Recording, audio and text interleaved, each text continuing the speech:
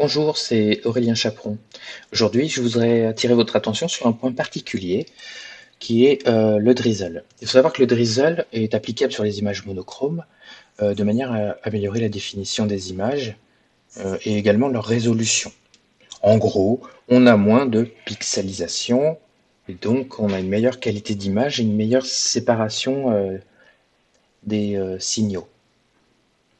Il faut savoir que normalement, ce n'est pas applicable quand on a une matrice de Bayer. Pourquoi? Tout simplement parce qu'il y a une débayerisation pour aller chercher les informations couleurs et que dans la débayerisation, il y a une interpolation, c'est-à-dire une invention de données pour combler les trous. Et sur le plan théorique, c'est difficilement acceptable d'aller inventer des données qui n'existent pas. C'est en ça que ça devient intéressant de faire du Bayer-Drizzle. Les conditions sont identiques que pour le drizzle simple, c'est-à-dire qu'il faut à la fois beaucoup d'images, plus il y en a et plus on aura de détails dans les autres images qui combleront les trous. Il faut également que chaque image ait une position légèrement différente, légèrement décalée de quelques pixels, dans n'importe quel axe, X ou Y ou un mix des deux. Et la troisième condition, c'est d'être en sous-échantillonnage, de manière à améliorer l'image. Sinon, pas d'amélioration. Vous retrouvez cette technique en planétaire également.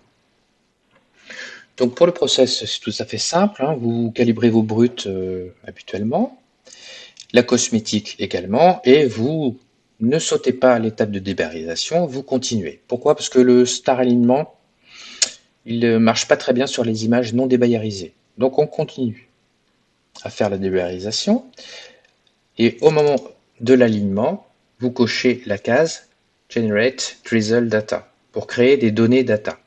On va savoir de combien sont décalées chaque image lors de l'alignement et il va créer un petit fichier données propre à chaque image. Lors de l'intégration, n'oubliez pas de continuer à cocher la même case de manière à ce que les informations soient mises à jour au moment de l'image intégration. Et c'est enfin qu'intervient le process Drizzle, qu'on ne va pas utiliser pour augmenter la résolution de l'image. Donc vous mettez ce paramètre Scale à 1 et le Drop Shrink à 1 également. L'image n'aura pas d'augmentation de la résolution. Pour les APN, pour les caméras couleurs, on va donc cocher cette case Enable CFA Drizzle. C'est une manière de contourner la débayerisation. On va remonter, si vous voulez, à la source, aller chercher dans l'entête de chaque image les informations données par la matrice de Bayer sur la position de chaque canal couleur. Généralement, c'est RGGB, mais encore faut-il que le process le sache. Et ça, c'est toujours encodé dans une image, de manière à ce que le logiciel qui lit l'image comprenne comment exploiter les différents pixels. Donc ce qui se passe, c'est qu'avec une matrice de Bayer, si vous prenez que le canal rouge, il va y avoir 3 couleurs manquantes, 3 pixels manquants, si vous voulez. Donc ces informations manquantes, on a besoin d'aller les chercher ailleurs. On va aller chercher dans l'ensemble des fichiers, dans la multiplication des fichiers, pour combler les trous et améliorer la définition de l'image. Quand tous les trous sont comblés, il y a moins de pixelisation. Et donc dans ce process, en fait, vous rentrez vos fichiers data drizzle qui sont avec une extension XDRZ, Scale 1, Drop Shrink 1, Enable CFA Drizzle surtout, et puis vous lancez votre process. Bon, ça dure un petit moment, mais il va aller chercher les informations manquantes, non pas pour les inventer comme lors de la débayerisation, mais en allant les chercher dans la multitude des clichés. C'est la technique Drizzle. Voilà, et en pratique, donc vous vous retrouvez avec un fichier intégration et un fichier Drizzle intégration.